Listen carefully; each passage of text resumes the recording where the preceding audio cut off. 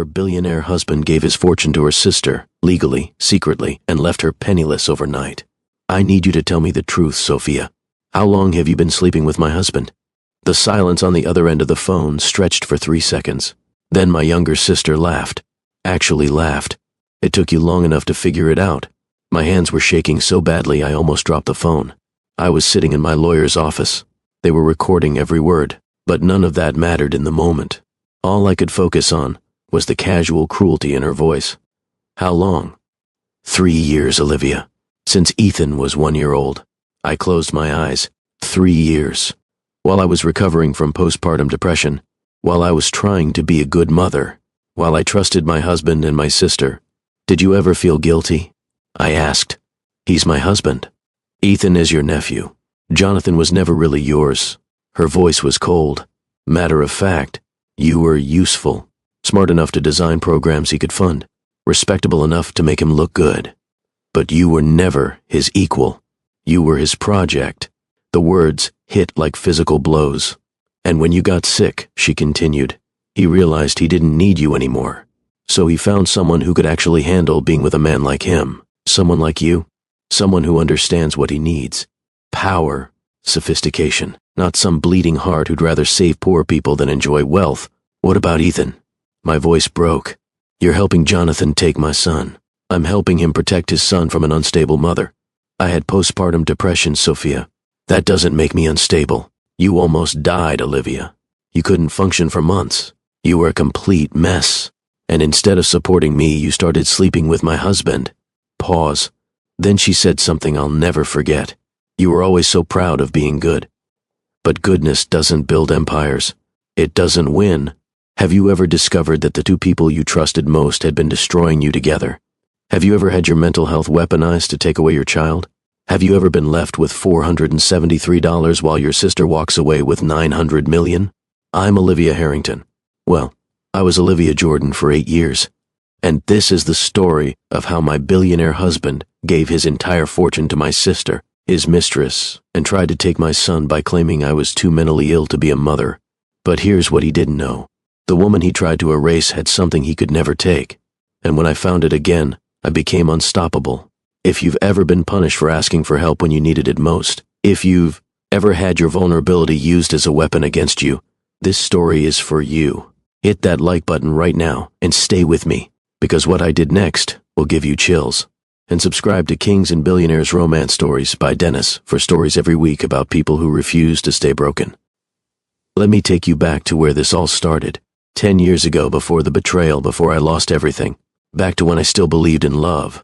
I was 26 years old, covered in dust and sweat, unloading medical supplies in rural Cambodia.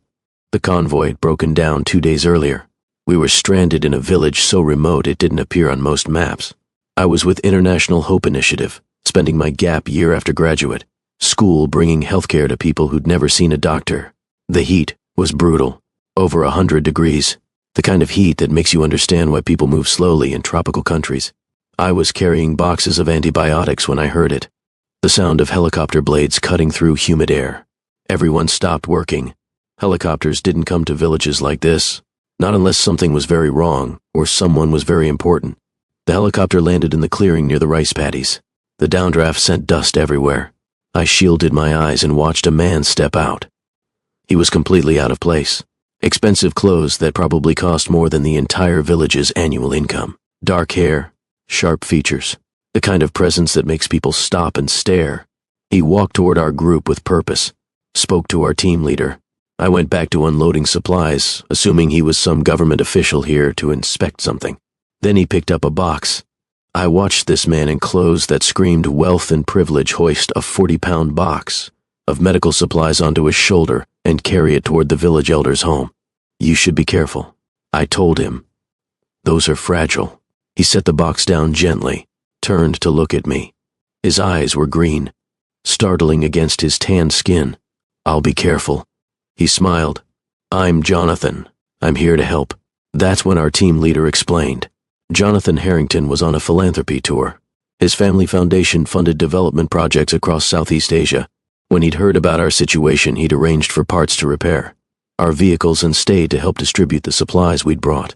For 3 days, This billionaire's son worked alongside us, carrying boxes in brutal heat, talking to villagers through translators, sitting on the ground eating rice and vegetables prepared by local families. On the third night, we were sitting outside the village elder's home.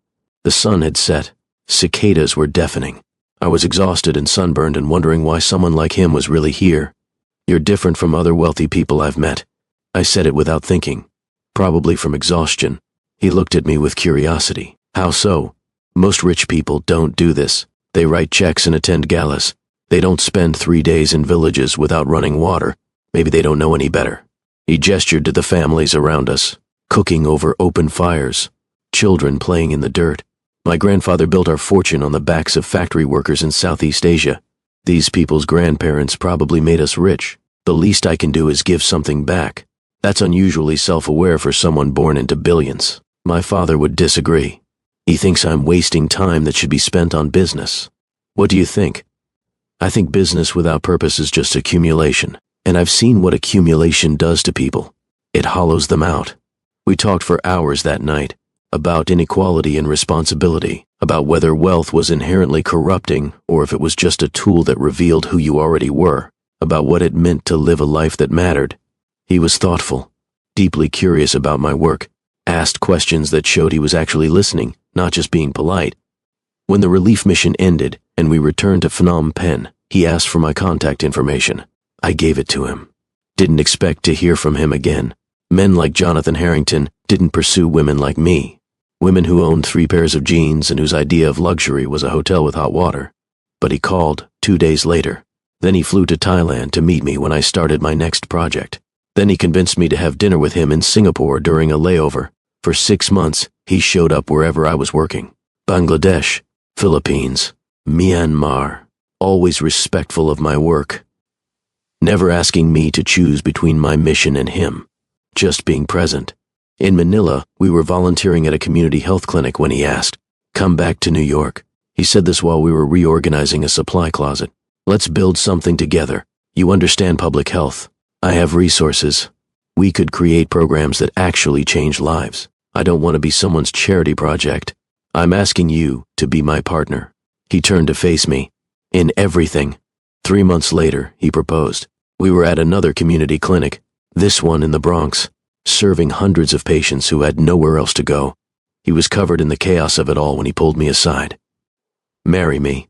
No ring, no elaborate setup, just him asking. Yes, I didn't hesitate, because I believed we wanted the same things: service, purpose, making the world better. My parents were overwhelmed when we told them. They'd raised me and Sophia in a middle-class suburb in Ohio. Dad taught high school history. Mom was an ICU nurse. They'd worked their entire lives and never had extra. "Are you sure about this?" my mother asked. Her hands were shaking as she held the engagement announcement. "His world is so different from ours.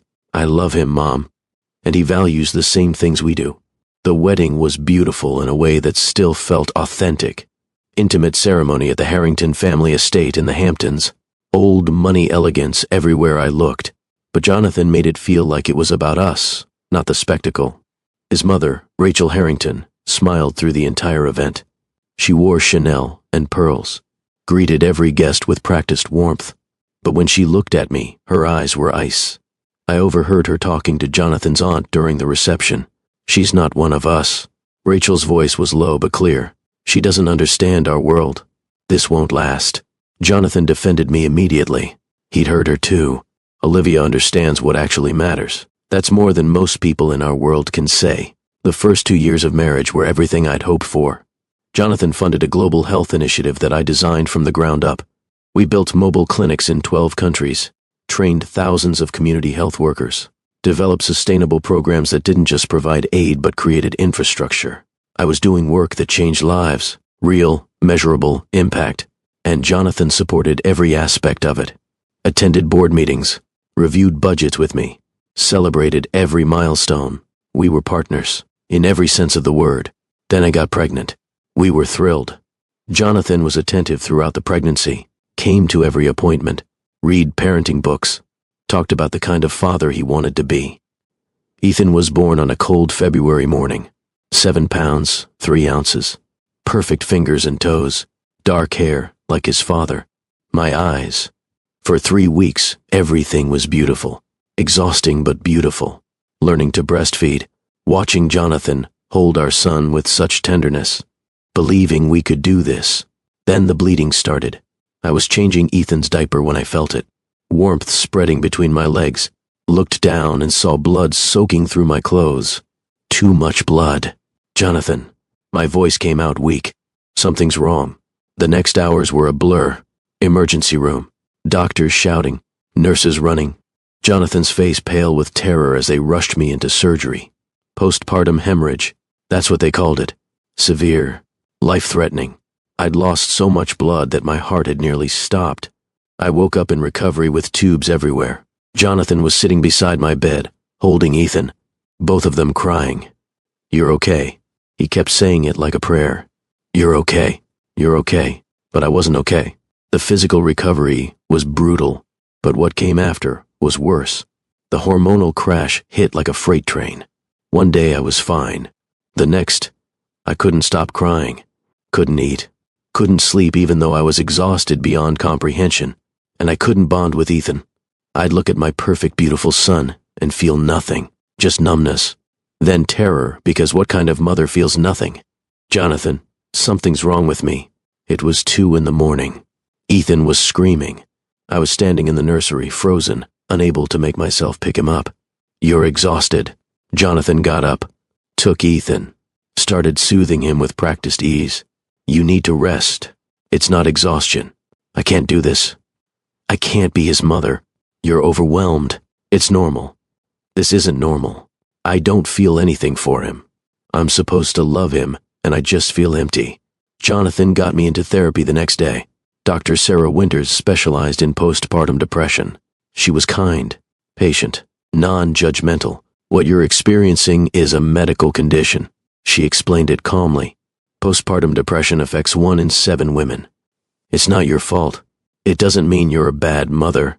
It means your brain chemistry is struggling to adjust after trauma. Can you fix it? With treatment, yes. Therapy, possibly medication, support at home. You will recover, Olivia. I promise." She was right about the diagnosis, wrong about the timeline. Recovery took months. Long, dark months where I was terrified of everything. Convinced something would happen to Ethan. That I was failing him. That I was fundamentally broken. Jonathan hired night nurses so I could sleep. Made sure I got to therapy appointments. Told me we'd get through it together. But I saw the way he looked at me, like I was fragile, damaged. Not the strong, capable woman he'd married. 6 months postpartum, I mentioned returning to work. The Global Health Initiative needed me. We were expanding into 3 new countries. I'd designed the entire program structure. "You need to step back." Jonathan said this gently, reasonably. "Focus on your health. On Ethan. The foundation can run without you for a while." It made sense at the time. I was barely functional. The idea of international travel, managing complex operations felt impossible. So I stepped back. Temporarily, I thought. But temporary became permanent. Every time I mentioned going back, Jonathan had concerns. "Your therapist says you're still fragile. Maybe wait a few more months. Ethan needs you present. You've missed so much already. The board is worried about your stability. Maybe let them handle things until you're fully recovered." Always reasonable. Always framed as concern for my well-being. Always positioning it as temporary. I didn't realize I was being systematically erased until I'd already disappeared. By the time Ethan turned 4, I hadn't worked in years. The global health initiative I'd built had been restructured under new leadership. My role reduced to honorary board member who attended occasional meetings but had no real authority. My identity had become Jonathan's wife, Ethan's mother, nothing more, and I was complicit in it. I'd been so focused on managing my mental health, on being present for Ethan, that I didn't notice the cage being built around me. All our finances were in joint accounts, or so I thought. The penthouse overlooking Central Park was in Jonathan's name.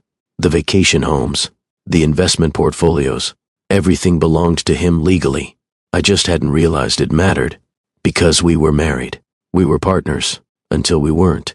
The night before everything collapsed, Jonathan came home late. It was after 9. I was in Ethan's room reading him a bedtime story about a dragon who was afraid of his own fire. "Daddy." Ethan's face lit up when Jonathan appeared in the doorway. Hey, buddy. Jonathan scooped him up with practiced warmth. He was always warm with Ethan. All that affection reserved for our son. For me, he'd become increasingly distant. After Ethan was asleep, I found Jonathan in his study.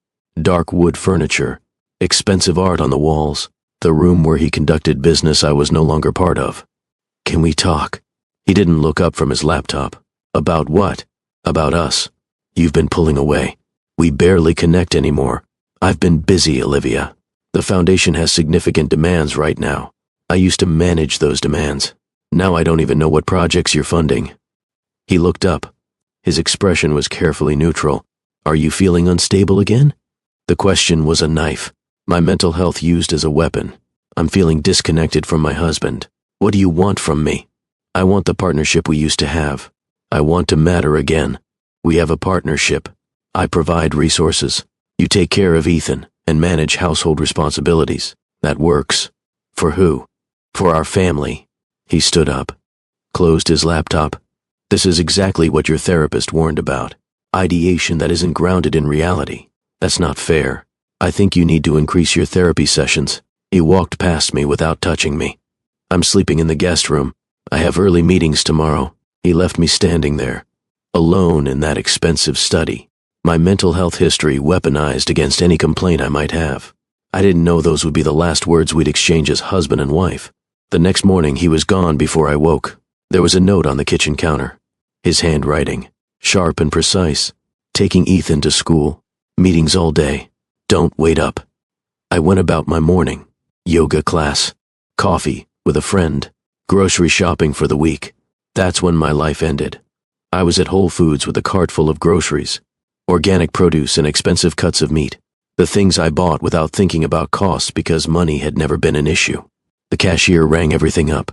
$234.67. I handed her my credit card. The primary card linked to our joint account. She swiped it. Frowned. Tried again. I'm sorry, ma'am. This card is being declined. That's impossible.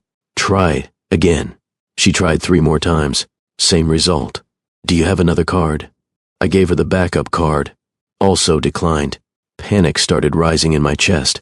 I excused myself. Went outside to the ATM. I inserted my card. Selected checking account. Requested $200. Your account has insufficient funds. I tried again. Same message. Tried savings. Same result. My hands were shaking as I called the bank from the parking lot. Mrs. Harrington, this is regarding your accounts? Yes. All my cards are declining. There must be an error. Let me check. Typing sounds. According to our records, all joint accounts were closed yesterday by the primary account holder, Mr. Jonathan Harrington. That's impossible. We have millions in those accounts. The accounts were closed, and funds transferred per Mr. Harrington's instructions. Your individual accounts show a balance of $473. The phone nearly slipped from my hand. $473. That was all I had. I tried calling Jonathan. Straight to voicemail. Tried his office. His assistant Melanie said he was unavailable. Tried our financial advisor. The number had been disconnected. That's when I knew. Whatever was happening had been planned. I abandoned the groceries at the register. Drove home with Ethan, asking questions I couldn't answer. Mommy, why are you crying? I'm not crying, baby. Just tired. Why didn't we buy food? We'll get food later. I promise. The penthouse felt different when we walked in. Like I was seeing it for the first time. Everything here belonged to Jonathan. The apartment in his name. The furniture he'd selected. The art he'd purchased. Even the clothes in my closet, bought with his money during years I hadn't earned my own income. I owned nothing. Nothing except a son I might be about to lose. My phone rang at 3 p.m. Unknown number. Mrs. Harrington? Yes, this is David Brennan. I'm an attorney representing your husband in dissolution proceedings. Dissolution proceedings. The words didn't make sense at first. Then they did. Divorce. I don't understand. Papers will be delivered this evening. Mr. Harrington asks that you review them with your own legal representation. I'd advise you to secure counsel immediately. What's happening? I'm not at liberty to discuss details, ma'am, but you should know that Mr. Harrington is seeking sole custody of your son. The grounds are documented in the petition. He hung up. I stood there in the middle of that expensive penthouse, holding a Phone, while my 4-year-old son played with blocks on the floor, completely unaware that his father was trying to take him away from me. The papers arrived at 6 p.m., delivered by a process server who wouldn't meet my eyes. I put Ethan to bed first, read him 2 stories, tucked him in tight, kissed his forehead, and told him I loved him more than anything in the world. Then I closed his door and opened the envelope that would destroy me. 47 pages. Legal language. Cold and precise. Jonathan Harrington was filing for divorce on grounds of irreconcilable differences. That part was standard. What came next wasn't. He was seeking sole custody of Ethan. I would be allowed supervised visitation only. 2 hours every other weekend, under professional supervision. The grounds made my stomach turn. My mental health history, all of it documented in clinical detail. Postpartum depression, ongoing therapy, medications I'd taken, all presented as evidence that I was unstable, potentially dangerous, incapable of providing appropriate care for a child. The petition included psychiatric evaluations I'd never consented to, expert opinions from doctors I'd never met, all concluding that I posed a risk to Ethan's well-being. It included testimony from household staff I didn't know we had, a nanny who'd apparently been documenting my behavior for months, statements that I was erratic, emotionally volatile, neglectful, all lies, all distortions of truth twisted into weapons. I kept reading. The financial section made everything worse. All joint accounts had been closed. Every asset had been transferred into a trust. The trust was named the Jordan Family Trust. My maiden name, Jordan. I flipped to the beneficiary section, felt the world tilt sideways. The sole beneficiary of the trust containing $900 million was Sophia Jordan, my younger sister. I read it 3 times before my brain accepted what my eyes were seeing. Jonathan had transferred our entire fortune to my sister, systematically, over 18 months. Through legal maneuvers so complex the documentation filled 20 pages. It was all legal, completely, perfectly legal. Joint assets could be transferred, trusts could be created. There were no laws preventing him from giving everything to whomever he wanted. The settlement he was offering me was $50,000. 6 months to vacate the penthouse. No spousal support because I'd signed a prenuptial agreement I barely remembered. One that limited my claims significantly if the marriage ended before 10 years. We'd been married 8 years and 4 months. He'd timed it perfectly. I would lose my son, lose my home, lose everything. Left with $50,000 and a mental health history being used to destroy me. I called Sophia. It went straight to voicemail. Tried again. Same result. Sent a text with shaking hands. What did you do? 3 dots appeared. Then disappeared. Then appeared again. Then nothing. I called my parents. My father answered on the 3rd ring. Dad. My voice broke. Jonathan's divorcing me. He's trying to take Ethan. And he's given all our money to Sophia. The pause was too long. I knew before he spoke. What did you know? I asked. Sophia came to us 8 months ago. His voice was heavy. Said Jonathan wanted to help us. Wanted to make sure we were secure in retirement. How much? He paid off the house. Set up retirement accounts for both of us. A college fund for your nephew. How much total, Dad? $1.5 million. My parents had unknowingly accepted my money. Jonathan had bought their silence, their complicity, without them even realizing what they were part of. We thought it was a gift from both of you. My father's voice cracked. We had no idea. Olivia, we had no idea. I have to go. I hung up before he could say anything else. Sat in the dark living room of a penthouse that had never been mine, surrounded by wealth I'd never owned, holding divorce papers that would take away the only thing that mattered, my son. That night, I understood the full scope of the trap Jonathan had built. 18 months of planning. Documented my mental health struggles. Transferred assets using my sister. Neutralized my parents. Ensured I had no resources to fight. And he'd done it all legally. There were no crimes here. Just a man exercising his legal rights to manage his assets and seek custody of his child. The next morning I had $473, a 4-year-old son, and a mental health history being weaponized to take him from me. I made one phone call. To the only person I trusted completely. Grace Martinez had been my college roommate, my best friend for 15 years. She'd gone to law school while I got my master's in public health. Now she was a civil rights attorney in Boston. Fierce, uncompromising, The kind of person who didn't back down from fights. Olivia? Her voice was warm. I haven't heard from you in weeks. How are you? I need help. I told her everything. The divorce papers, the custody petition, the trust with Sophia's name, the $900 million I couldn't touch, the 473 I could.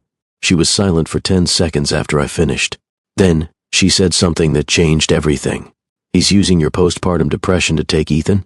Yes, that's unconscionable. Her voice went hard. That's discrimination. Come to Boston. Right now. Bring Ethan. We're going to fight this. Grace, I have no money. You have me. Pack your bags. I'm sending you money for gas. Drive to Boston today. I can't ask you to. You're not asking. I'm telling you.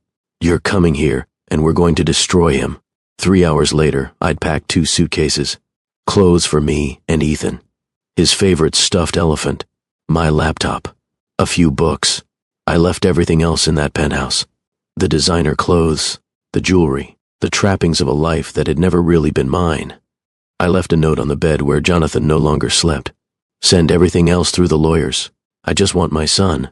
Ethan was confused during the drive to Boston. He kept asking where we were going, when Daddy would be home. If we were coming back, we're going to visit Aunt Grace. I kept my voice steady. Won't that be fun? She has a big house, and you can play with her kids. Why did we leave Daddy? Daddy has to work. We'll see him soon. I hated lying to him. But what was I supposed to say? Your father is trying to take you away from me because I had depression after you were born? Grace's house was in a quiet neighborhood in Jamaica Plain.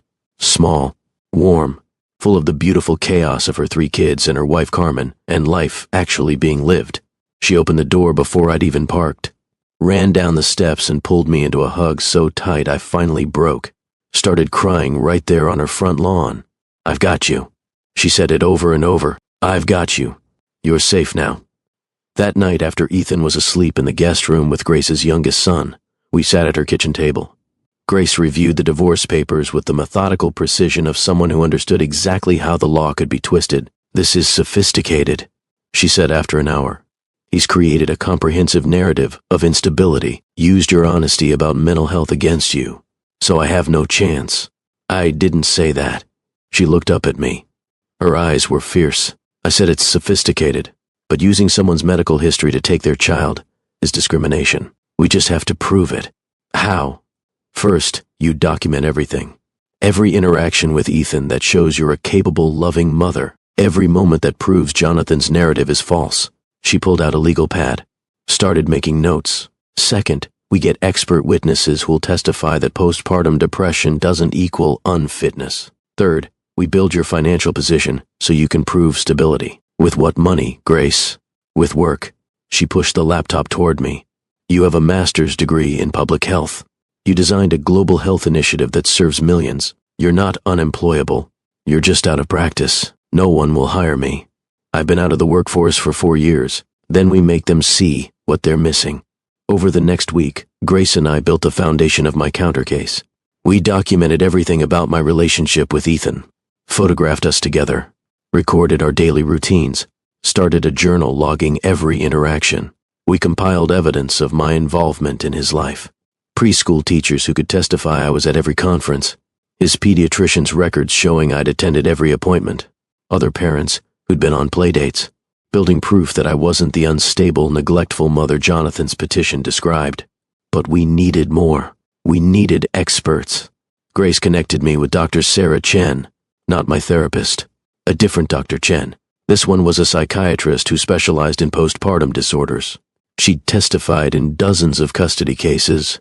I reviewed your medical records. Dr. Chen told me during our first meeting, with your permission from your therapist, what you experienced was severe postpartum.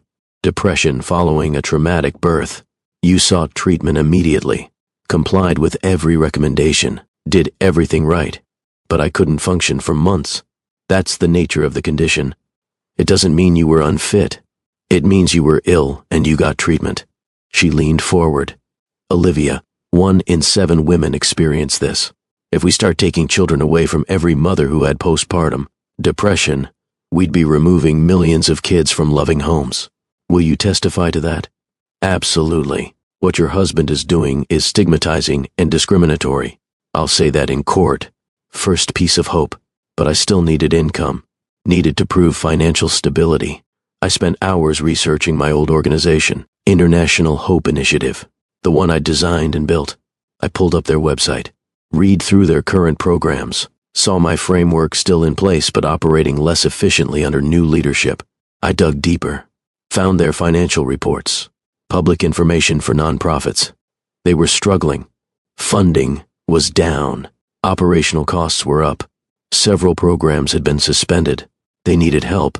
They needed someone who understood the systems I'd created. I composed an email to the board, stared at it for an hour before sending. Dear board members, my name is Olivia Jordan. I founded International Hope Initiative and served as Director of Global Programs until 4 years ago. I've been reviewing your current operations, and I see opportunities for significant improvement. I'd like to offer my services as a consultant to help restructure your systems, initially unpaid, simply to prove I can still contribute value. If you're interested, I'd welcome the chance to discuss. I hit send before I could second-guess myself. The response came 6 hours later. From Dr. James Mitchell, the current board chair. Ms. Jordan, we'd be very interested in speaking with you. Can you join a video call tomorrow at 2 p.m.? The next day, I sat at Grace's kitchen table with my laptop. Ethan was at a play date with Grace's kids. The house was quiet. The video call connected. 5 board members appeared on screen. I recognized 3 of them from my time at the organization. Olivia. Dr. Mitchell's smile was genuine. It's good to see you. We've missed your strategic vision. Thank you for taking the time to meet. We reviewed the proposal you sent. We're intrigued. But we need to be direct. You've been away for 4 years. The field has changed significantly. Are you confident you can still operate at the level we need? I'm confident I can see what you're missing. I pulled up the presentation I'd prepared. Spent the last 3 days analyzing every aspect of your current operations. May I show you what I found? Please. For the next 40 minutes, I walked them through everything broken in their systems.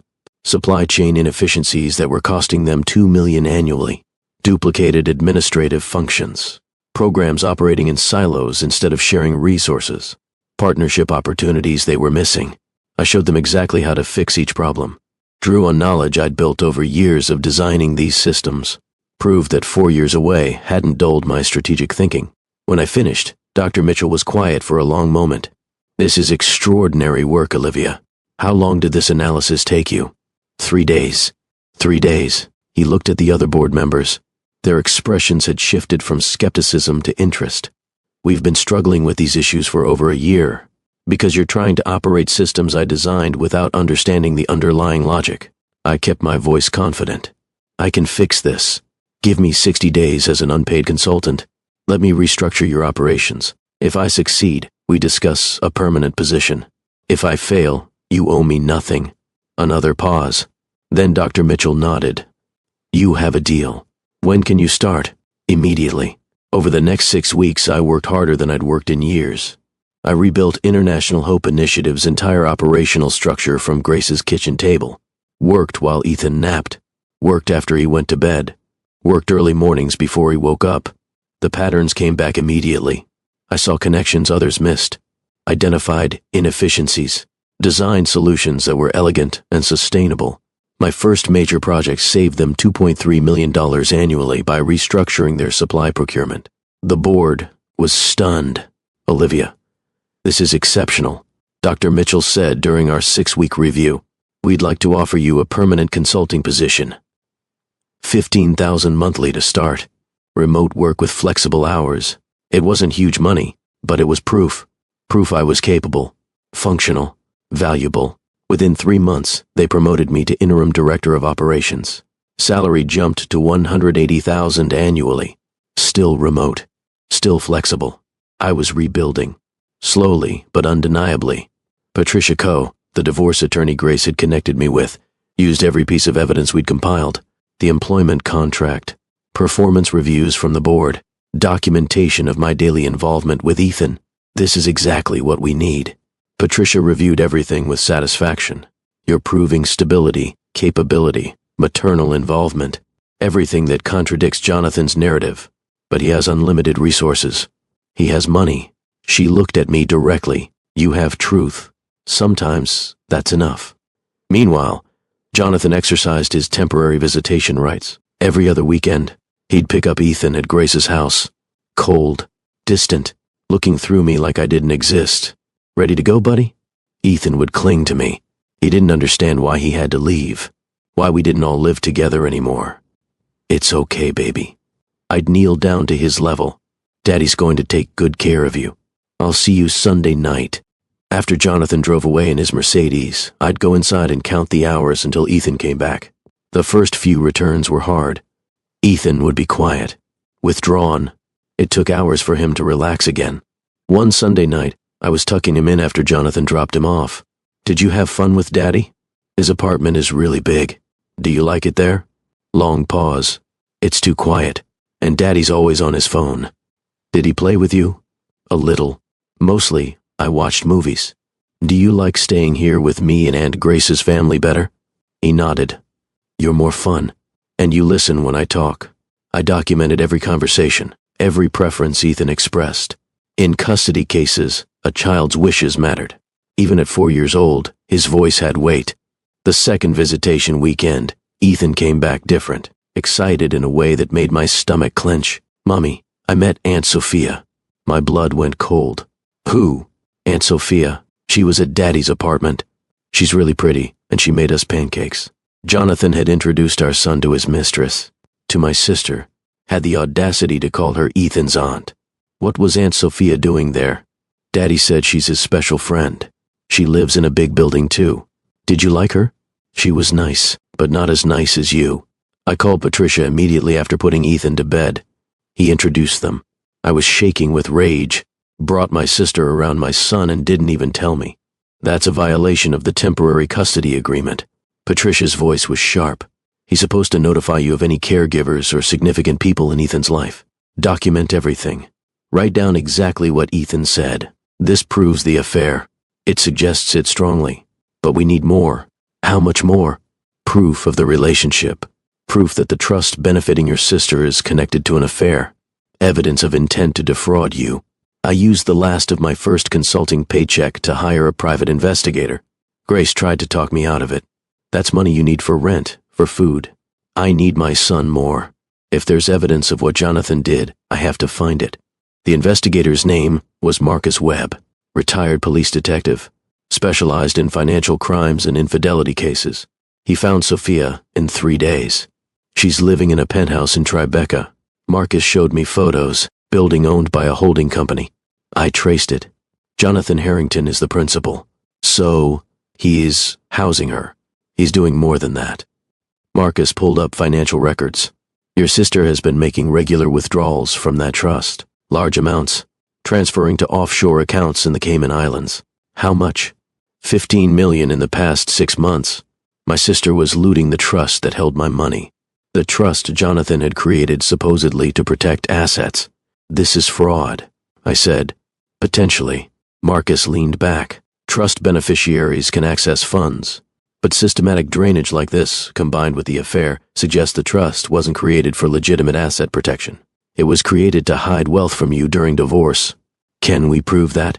I can get you evidence of the affair, the financial transfers, the living arrangement. Whether that's enough to challenge the trust legally, that's for your lawyer to determine. Do it. Get everything. Over the next month, Marcus compiled a devastating dossier. Photos of Jonathan and Sophia together, restaurants, his apartment, walking hand in hand in Central Park. Intimate, constant. Financial records showing the offshore transfers, timeline proving the affair had started 3 years ago. Right when Ethan was 1. Right when I was still recovering. Evidence that the trust creation coincided with the affair beginning.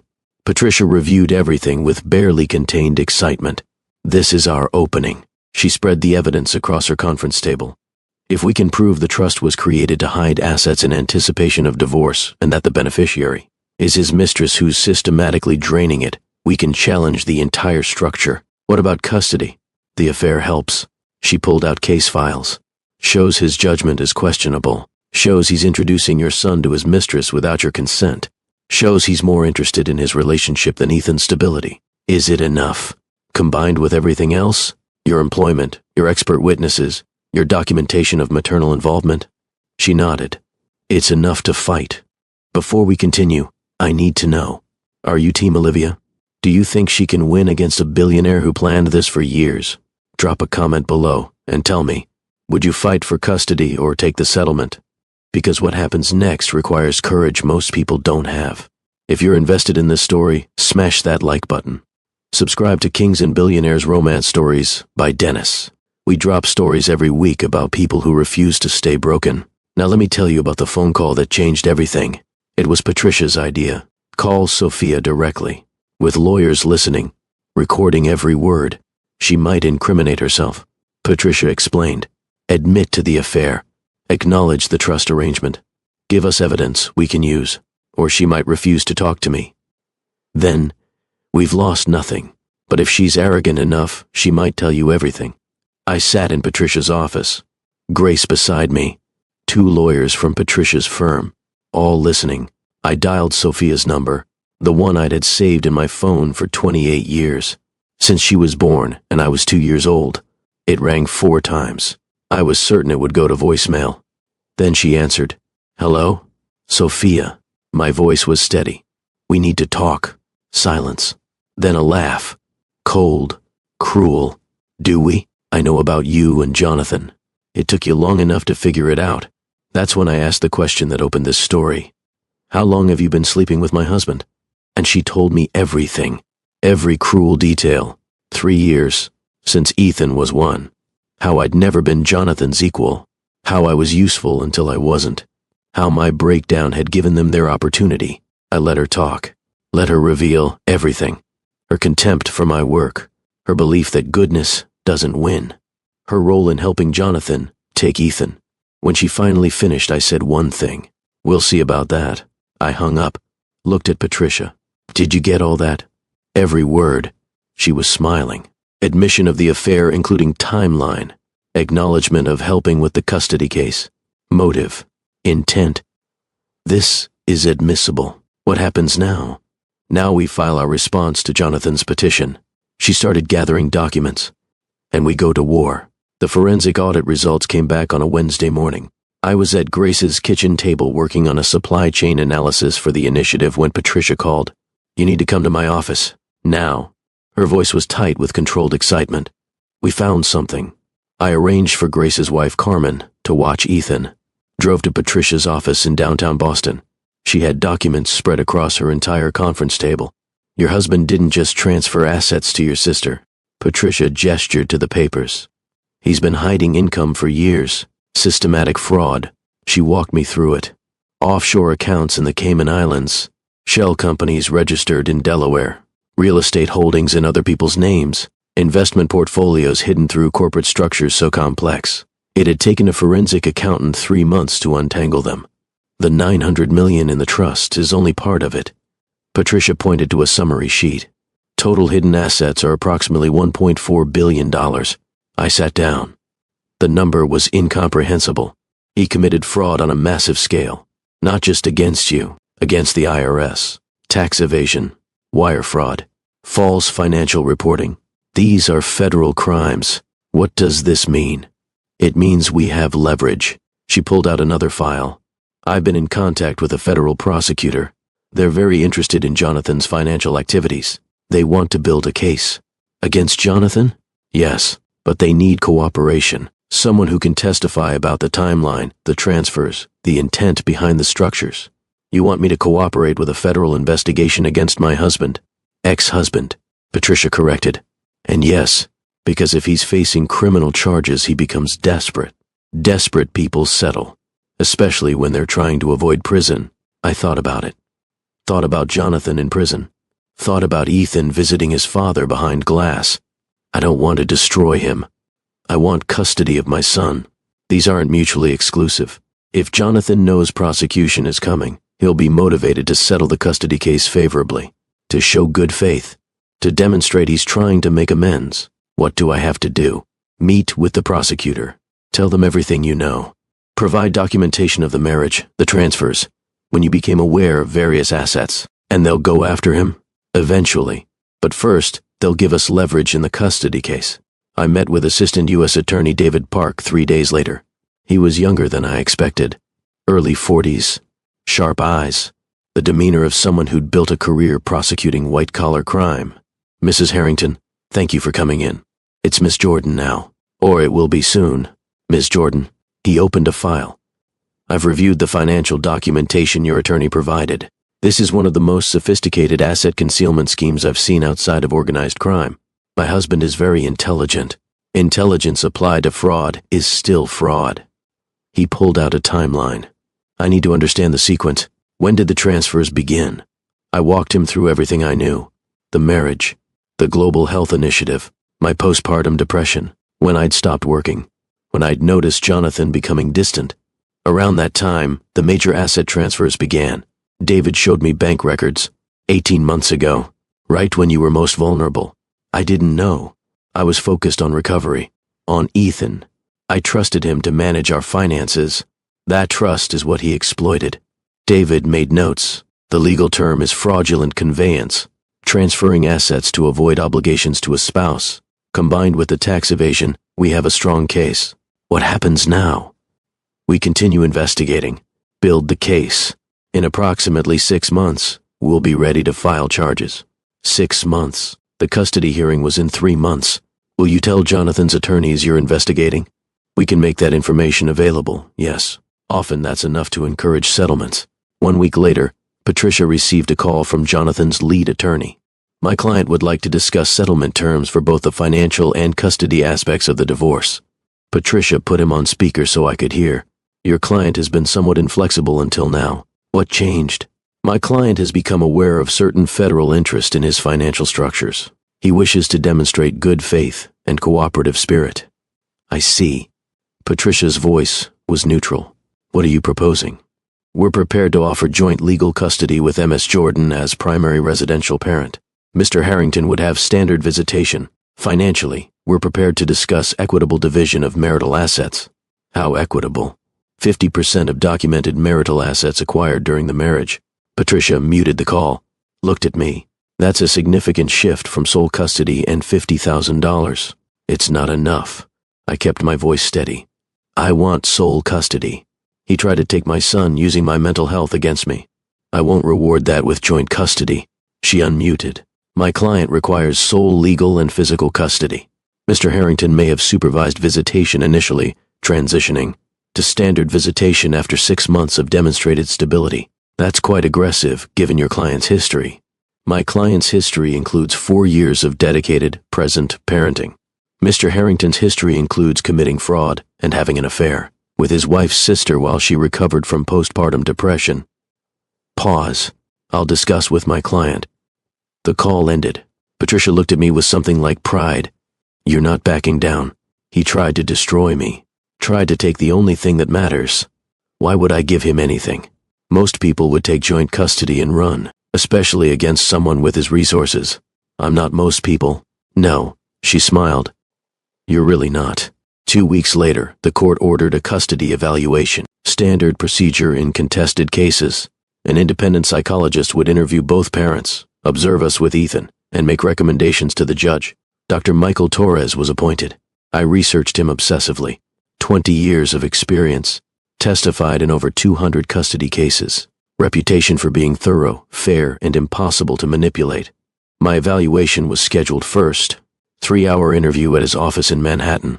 I drove down from Boston, left Ethan with Grace, tried not to throw up from nerves. Dr. Torres's office was warm, comfortable, nothing clinical about it. He was in his 50s, kind eyes, the demeanor of someone who'd heard every story and judged none of them. Miss Jordan, thank you for coming. He gestured to a chair. I've reviewed the case file. I'd like to hear your perspective. For 3 hours, he asked questions about my marriage, my mental health history, my relationship with Ethan, how I'd rebuilt my life in the past 8 months. Tell me about the postpartum depression. I was honest, brutally so. It was the hardest thing I've ever experienced. I nearly died during childbirth. The hemorrhage, the emergency surgery, then the hormonal crash was devastating. How long did it last? The acute phase, about 6 months, but I continued therapy for 2 years to fully process the trauma. Do you still see a therapist? Yes. Monthly maintenance sessions. I believe in continued mental health care. Does having had postpartum depression make you less capable as a mother? No, I met his eyes. It makes me more empathetic, more aware of my own limitations and needs, better able to teach Ethan that asking for help is strength, not weakness. Your husband's petition suggests you are unstable and potentially dangerous. My husband's petition is designed to punish me for being honest about struggling. 1 in 7 women experience postpartum depression. If that made us all unfit parents, we'd be removing millions of children from loving homes. He made notes, asked more questions about my current work, my daily routine with Ethan, how I handled discipline, emotions, conflicts. Then came the observation session. Ethan and I in a room designed to look like a living room.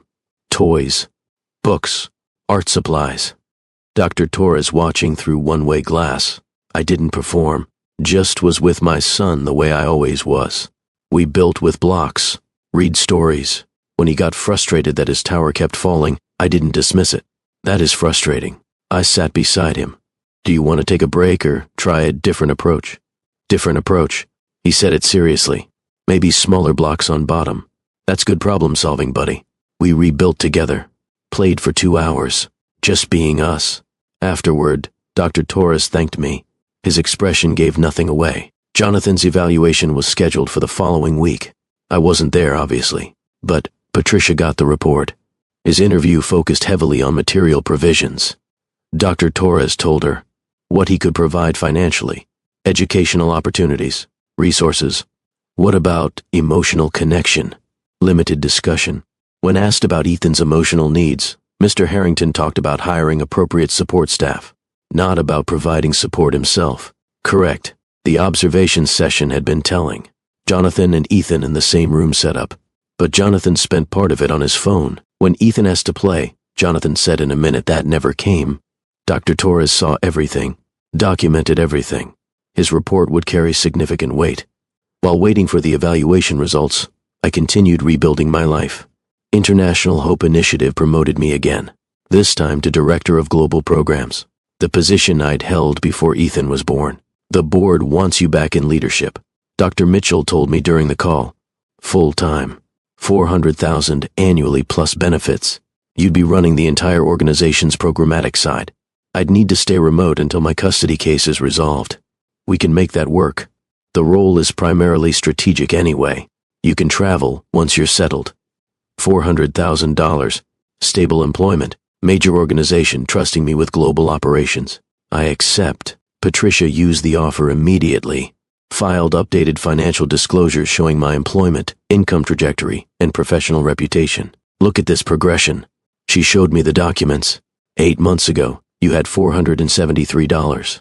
Now you're making $400,000 annually at a major international organization. That's not instability, that's resilience.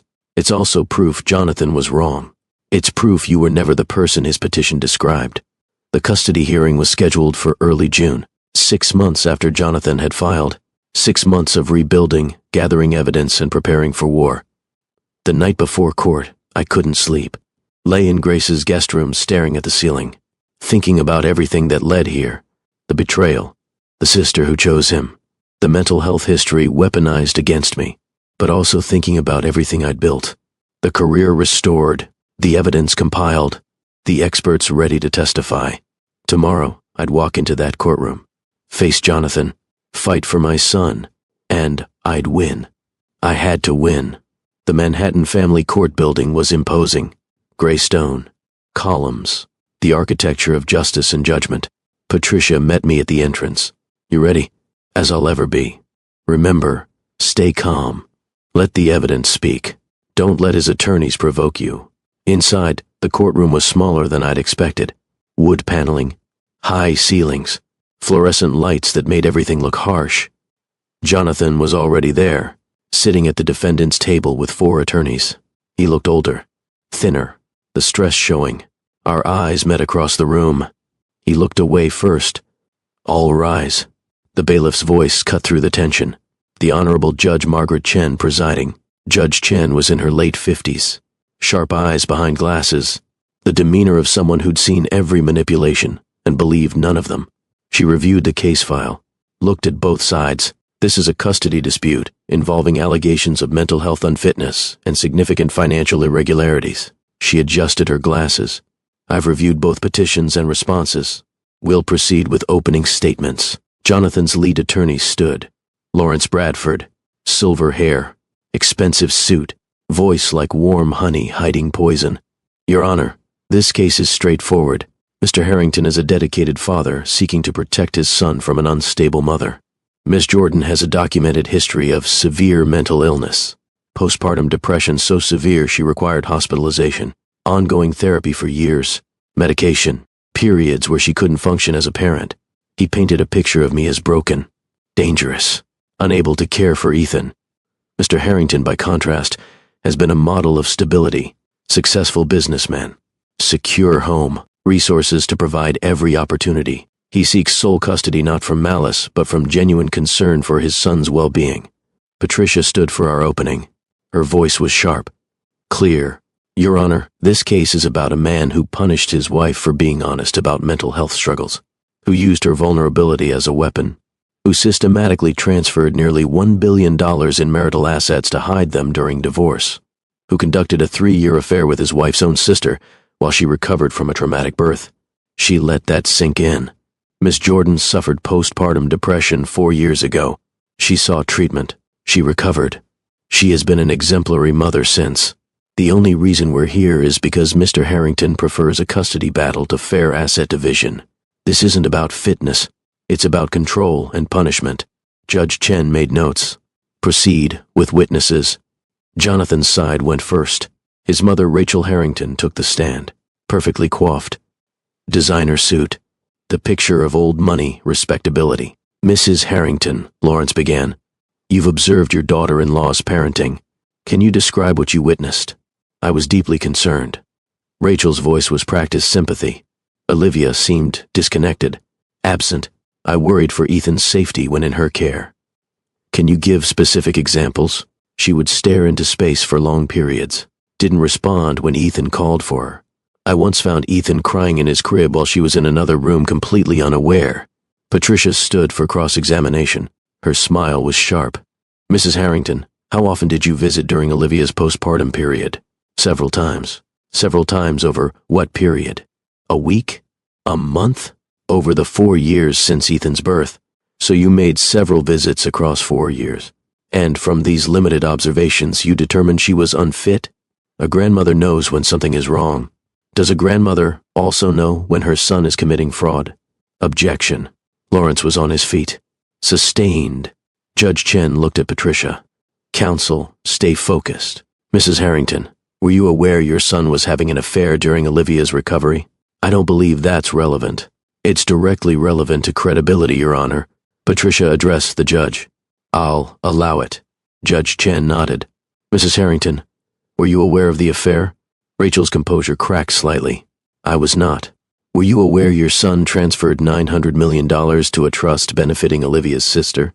I was not aware of the specific financial arrangements. So you weren't aware of the affair or the financial fraud, but you're certain about Olivia's unfitness based on several visits over 4 years. I know what I saw. What you saw was a mother recovering from trauma. Patricia's voice was steel, not an unfit parent.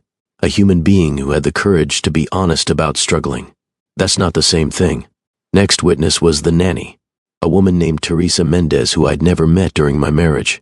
Apparently she'd been hired specifically to document my behavior. She testified I was erratic, emotional, sometimes forgot to feed Ethan, left him unsupervised. Patricia's cross-examination was brutal. Miss Mendez, who hired you? Mr. Harrington. When? 18 months ago. And what were your instructions? To care for Ethan and document any concerns about Miss Jordan's parenting. Document how? Daily reports to Mr. Harrington. Were you paid bonuses for these reports? I received performance bonuses. How much? $5,000 monthly beyond my salary. So you were paid $60,000 annually to provide reports critical of Miss Jordan? I was paid to document concerns. Did Mr. Harrington ever ask you to document positive parenting moments? Teresa hesitated. Not specifically. So you were paid specifically to find problems. Patricia let that hang. No further questions. The first day ended with Jonathan's case looking significantly weaker. Testimony from his mother had been discredited. The nanny revealed as essentially a paid spy. That evening, Grace made dinner. Ethan helped stir sauce, completely unaware his future was being decided in a courtroom. "How did it go?" Grace asked quietly while Ethan was washing his hands. "Better than expected. Our side starts tomorrow. You've got this." "I hope so." Day 2 began with my witnesses. Dr. Sarah Chen took the stand first, psychiatric expert. Credentials that took 5 minutes to recite. Patricia walked her through postpartum depression, the medical facts, the prevalence, the treatment outcomes. "Dr. Chen, in your professional opinion, does postpartum depression indicate long-term parental unfitness?" "Absolutely not." Dr. Chen was unequivocal. Postpartum depression is a medical condition affecting 1 in 7 women. With treatment, full recovery is expected and common. It does not predict future mental health issues or impair long-term parenting ability. "You've reviewed Ms. Jordan's medical records?" "Yes. She experienced severe PPD following a traumatic birth. She sought help immediately, complied with all treatment recommendations. Her recovery has been complete and sustained." "In your opinion, is she fit to parent?" "Completely fit. In fact, mothers who successfully navigate postpartum depression often develop greater emotional awareness and empathy. These are strengths, not weaknesses." Lawrence's cross-examination tried to undermine her. "Dr. Chen, isn't it true that some women with PPD experience recurring episodes?" "Some do. The vast majority do not. So it's possible Ms. Jordan could have another episode?" "It's possible any parent could face mental health challenges. That doesn't make them preemptively unfit, but the risk exists. The risk of stigmatizing mothers for seeking mental health treatment is far greater than any risk posed by Ms. Jordan's fully resolved PPD." Lawrence had no good response to that. Next witness was Ethan's preschool teacher, Miss Amanda Wright. 15 years teaching experience, warm demeanor, genuine affection for her students. "Miss Wright, how would you describe Olivia's involvement in Ethan's education?" "She's exemplary." Amanda smiled. "Volunteers in the classroom weekly, attends every conference, knows all the children's names, not just Ethan's. She's one of the most engaged parents I've worked with." "Does Ethan speak about his mother?" "Constantly." Her eyes crinkled. "With such love. He tells stories about cooking together, reading together, adventures they have. The bond is obvious. Any concerns about his well-being, in her care? None whatsoever. Ethan is thriving, happy, emotionally intelligent, clearly feels very secure." Lawrence tried to shake her on cross. "Miss Wright, you're aware of Miss Jordan's mental health history?" "I'm aware she had postpartum depression 4 years ago. Doesn't that concern you?" "Why would it?" Amanda's voice was firm. "She got treatment. She recovered. Punishing women for being honest about mental health struggles is harmful. Teaching children their mothers are crazy for having been depressed is what damages kids, not the depression itself." The teacher wasn't backing down. Lawrence moved on quickly. Grace testified next. Character witness. 15 years of friendship. Patricia walked her through our history. College roommates. Her observations of my parenting. The past 8 months living together. "Grace, how would you describe Olivia as a mother?" "Extraordinary." Grace's voice was strong. "She's patient, present, engaged. My 3 children adore her. When she discovered what Jonathan was doing, her first thought was protecting Ethan. She could have run, could have made this easier on herself, but she stayed and fought because that's what good mothers do." "You've seen her parenting daily for 8 months?" "Yes. She's up before Ethan every morning making breakfast. She reads to him every night. When he's upset, she helps him process emotions instead of dismissing them. She's teaching him to be emotionally healthy. That's invaluable." Lawrence's cross-examination was brief. Grace was unshakable. Then came the International Hope Initiative CEO, Dr. James Mitchell, testifying about my professional competence. "Dr. Mitchell, you offered Miss Jordan a senior leadership position?" "Yes, Director of Global Programs. She's running operations serving 2 million people annually across 18 countries. That's significant responsibility. We trust her completely. She's managing a $50 million budget, overseeing 300 staff, making life and death decisions about healthcare access. If she's competent for that level of responsibility, how could she be incompetent to raise 1 child?" Lawrence objected, argumentative, sustained. But Judge Chen was making notes. The point had landed.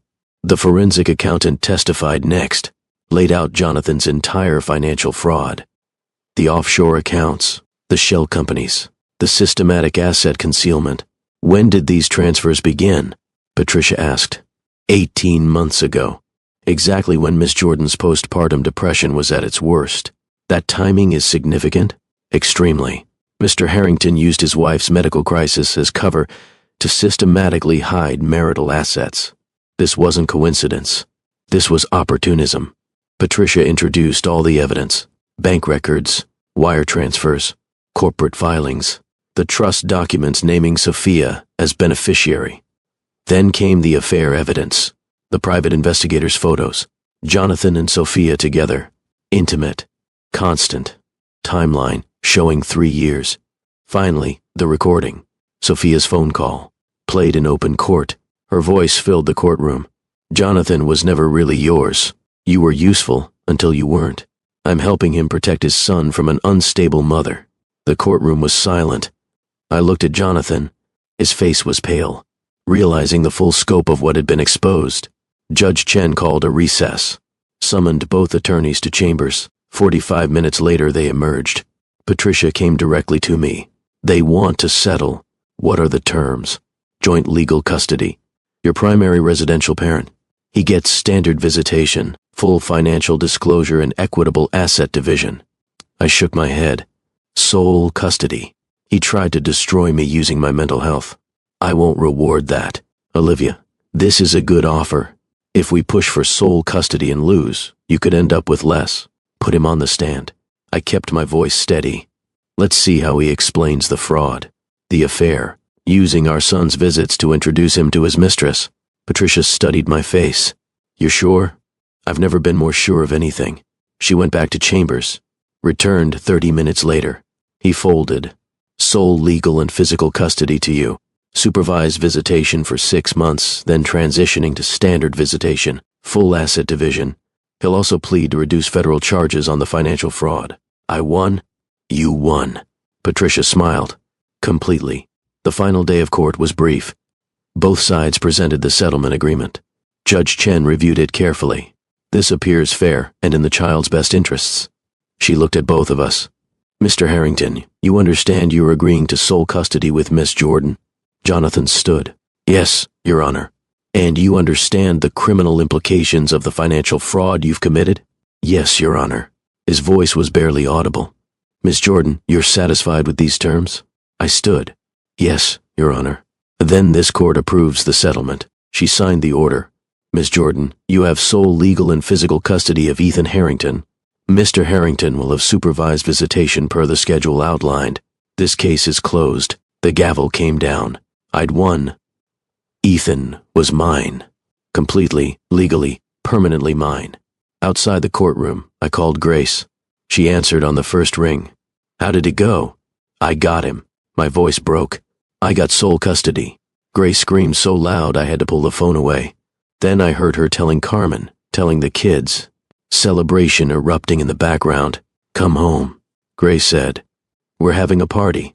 That night after the celebration, after Ethan was asleep, I sat on Grace's back porch, looking at the Boston skyline, thinking about everything that had led here. 8 months ago, I'd been penniless, powerless, facing losing my son. Now I had custody, had a career, had proved everyone who dismissed me wrong. Jonathan had tried to erase me, use my vulnerability as a weapon, take everything. He'd failed, not because I was stronger than him, but because I'd refused to disappear. I need to pause here and ask you something. If you're feeling what I'm feeling right now, if this victory is making you want to scream with joy, hit that like button. Share this with someone who's ever been underestimated, who's ever been told their mental health makes them less than. Drop a comment and tell me what you're feeling. Because Olivia's not done yet. What she builds next will inspire you even more. And if you haven't subscribed to Kings and Billionaires Romance Stories by Dennis, do it now. We drop stories every week about people who transform devastation into power. Now let me tell you what happened next. 2 years after the custody victory, my life looked completely different. I was in my office at International Hope Initiative headquarters. We'd relocated from the field office to a proper building in Manhattan. Corner office, view of the East River. Photos on my desk of Ethan, Grace's family, villages where our programs operated.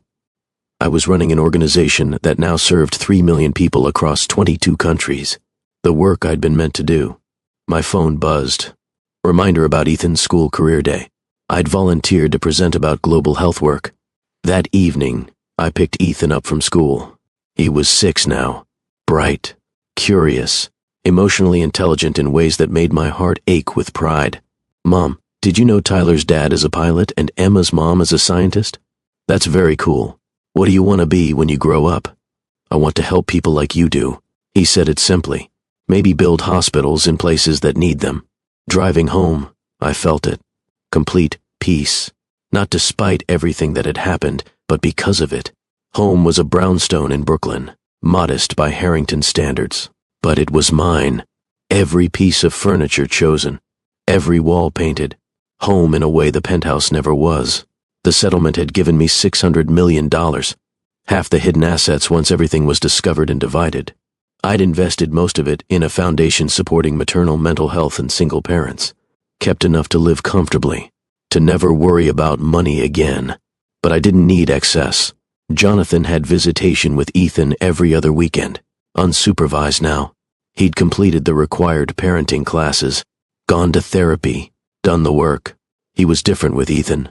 More present. Less distracted. Consequences had changed him. Not perfect, but better. Growing. Ethan came back from visits no longer tense. Actually talked about fun things they'd done. Dad took me to the Science Museum. We spent the whole afternoon there. Did you have fun? Yeah. He didn't check his phone once. Small victories. But they mattered. Sophia had disappeared. Last I'd heard, she was in Europe, trying to avoid the criminal charges that had eventually been filed. We had no contact. I'd grieved the sister I thought I had, and moved on. My parents and I had reconciled. Slowly. They'd returned every dollar Jonathan had given them once they understood. Apologized profusely. It took time. But we were rebuilding. Some relationships could be repaired with honesty and effort. Career day arrived. I stood in front of Ethan's class. 26-year-olds looking at me with wide eyes.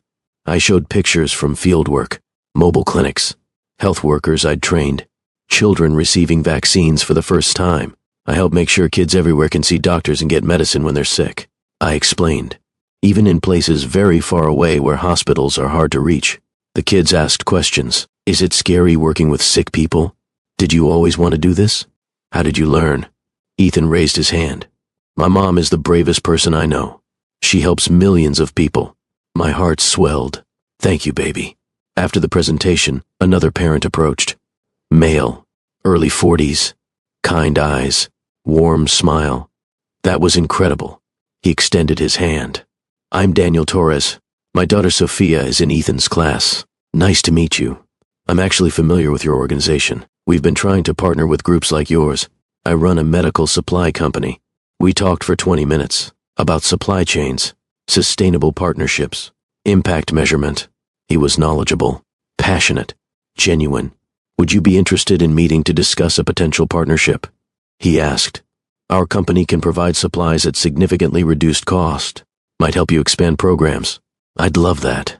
Email my office and we'll set something up. Walking home with Ethan, he was grinning. What? Mr. Torres thinks you're cool. How can you tell?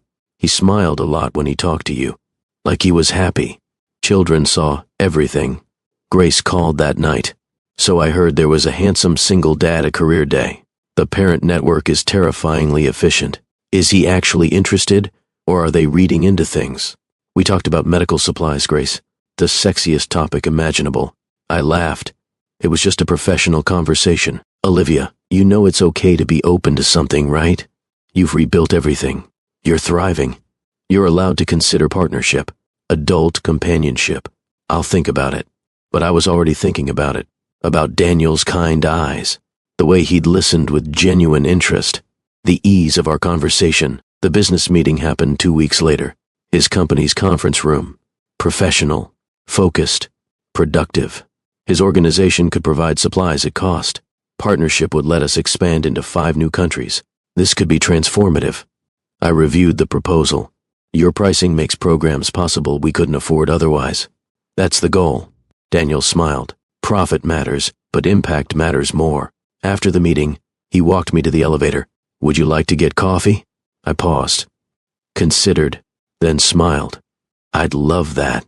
Coffee became dinner the following week. Dinner became Saturday morning at the museum with both kids. He was a widower. His wife had died 3 years ago from cancer. He understood grief, rebuilding, single parenthood. Over months, we went slow, careful. He never pushed, respected boundaries, understood why trust was complicated. He loved that I was intense about my work, celebrated my success instead of being threatened, made space for me be exactly who I was. One evening, we were at my brownstone. Kids were at a sleepover at Grace's. We were cooking dinner together. Can I ask you something? Daniel was chopping vegetables. Of course. Does it bother you that I'm not wealthy like your ex-husband was? I stopped stirring sauce. Looked at him. Daniel, you're a widowed father working 60 hours a week to build a company that serves people. You coach Sophia's soccer team. You remember how Ethan takes his sandwiches. You've never once made me feel like I'm too much or not enough. That's wealthier than Jonathan ever was. He smiled, set down the knife, came around the counter. I'm falling in love with you. He said it simply. I just needed to make sure money wasn't a factor. Money is what let Jonathan hurt me. I touched his face. Love is what you're offering. Those aren't the same thing. I kissed him, felt something settle in my chest, peace that came from being fully known and fully accepted. 1 year later, I received notice about an award, the Global Health Leadership Award, international recognition for expanding healthcare access in underserved communities. The ceremony was in New York. Black tie. Hundreds of attendees from the global health community. Ethan was in the audience. 8 years old now, sitting with Daniel and Sophia, Grace and her family, my parents, everyone who mattered. I wore a simple dress, no need for designer labels or expensive jewelry. I was enough without the trappings. When they called my name, I walked to the stage, accepted the Crystal Award, looked out at the audience. Then I gave the speech I'd been preparing my whole life. 8 years ago, I nearly died giving birth to my son. The postpartum depression that followed almost destroyed me. Not because of the depression itself, but because someone weaponized it, used it to try to take my child, to erase my worth, to make me disappear. The audience was silent. I was told that asking for help made me unfit, that being vulnerable made me dangerous, that my honesty about struggling proved I was broken. I paused, let that sink in. But here's what I learned. Your hardest moments don't define you. How you rebuild after them does. The person who tried to erase me actually gave me a gift, freedom to discover who I actually was. I looked at Ethan. He was watching with such pride. I'm not successful despite my struggles. I'm successful because of what they taught me. Because postpartum depression taught me empathy. Because betrayal taught me resilience. Because having nothing taught me what actually matters. My voice grew stronger. If you're struggling with mental health, you're not broken. You're human. If someone is using your vulnerability against you, they're showing you who they are, not who you are. And if you're rebuilding from devastation, know this. You are capable of more than you can possibly imagine. I held up the award. The best revenge isn't revenge at all. It's becoming so fully yourself that the people who dismissed you realize they had something extraordinary and were too limited to cherish it. Let them live with that knowledge. You live with joy. Standing ovation. The room erupted. I looked at my son, at Daniel, at the family I'd chosen and built. This was victory, not the courtroom judgment, not the money, not even the award. This, being completely, authentically, powerfully myself, with people who celebrated every part of me. After the ceremony, Ethan ran up on stage. I'm so proud of you, Mom. I'm proud of you too, baby. Daniel waited with flowers. You ready to go home? Yes, let's go home. In the car, Ethan asked a question. Mom, do you ever think about Dad? About what happened? Sometimes. I looked at him in the rearview mirror. Why? Do you hate him? No, I don't waste energy on hate. What he did taught me important things. About my own strength. About what matters. I'm grateful for who I became, even if the path was hard. Did he teach you that bad things can make you better? Bad things can reveal how strong you already were. You just didn't know it yet. I like that. Me too, baby. So here's what I need you to understand. What this entire journey taught me. Your emotions are not weaknesses.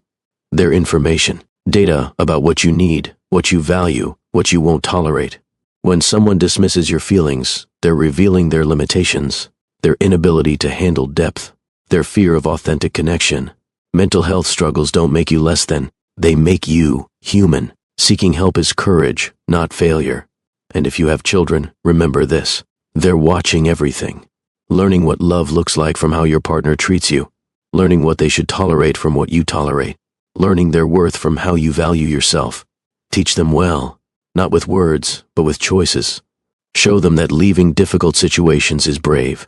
That rebuilding is possible. That vulnerability is strength. That asking for help matters. Let them see you refuse to shrink. Watch you build something extraordinary from ashes. Witness you choose joy over comfort, growth over security, authenticity over performance. Jonathan tried to destroy me using my postpartum depression, tried to take my son, tried to leave me penniless while he gave everything to my sister. He failed, not because I was stronger than him, but because I refused to be erased. I rebuilt my career, won custody, reclaimed my fortune, found love that celebrated instead of diminished me, built a life so full of purpose and peace that his betrayal became just a chapter, not the whole story. The best revenge is becoming undeniably yourself, so fully, authentically, powerfully you, that the people who tried to diminish you realize they had access to something extraordinary and were too broken to cherish it. Let them live with that knowledge. You live with joy. This is Dennis reminding you that your worth is never determined by who rejects you, but by who you choose to become after. Thank you for being here, for listening to Olivia's story, for believing that mental health struggles don't make you less than, that rebuilding is possible, that speaking your truth matters.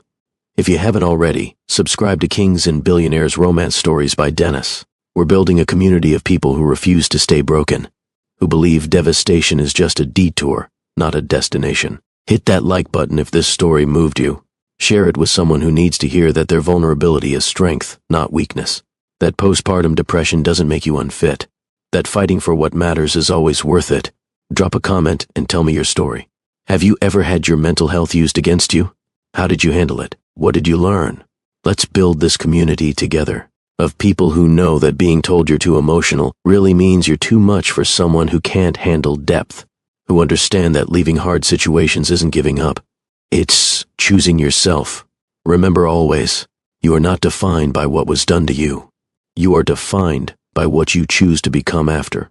Your postpartum depression, your divorce, your betrayal, your struggle, none of it makes you less than. It makes you human. It makes you real. It makes you someone who had the courage to keep going when everything fell apart. That's not weakness. That's extraordinary strength. Now go build something beautiful. Let your children watch you do it. Show them what it looks like to refuse to disappear. And know that you are enough, exactly as you are. Right now, the right people will celebrate every part of you. I'll see you in the next story. Until then, keep fighting, keep building, and refuse to be erased. You are not too much. You are exactly enough. And anyone who can't see that is showing you their limitation, not your flaw. This is your reminder that mental health struggles are part of being human, that asking for help is brave, that rebuilding is possible. You've got this, and we've got you.